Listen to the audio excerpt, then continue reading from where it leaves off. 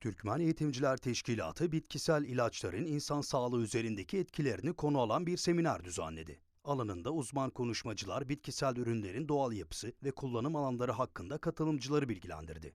Seminerde sunum yapan eğitimci Esen Ercüman, bitkisel ürünlerin bilinçli ve doğru şekilde kullanılmasının önemine dikkat çekti. Katılımcılar konuya ilişkin kapsamlı bilgi aldı. Bitkisel ilaçların bilinçsiz kullanımının da bazı riskler taşıyabileceği belirtilirken, bu ürünlerin uzman tavsiyesi doğrultusunda kullanılması gerektiği vurgulandı. Katılımcılar da seminer sonunda merak ettikleri konular hakkında sorular yönelterek görüş alışverişinde bulundu. Tabii biz bu bitkilerin, tıbbi bitkilerin faydaları ve çeşitlerini anlattı.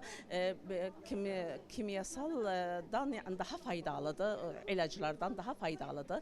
Ve yani dedi, niçin biz yani kullanağın darman, kimyavi var içinde falan var içinde. Ahşap tıbbiye ki diğer gözüne tıbbi bitkiler. Onlardan bu daha iyidir, daha faydalıdır. Ve inşallah faydalandılar gelenler bura, bütün eğitimçiler. Biz her vakit burada böyle güzel seminerler yaparız. Bütün eğitimçileri davet ederiz. Gelsinler burada faydalansınlar.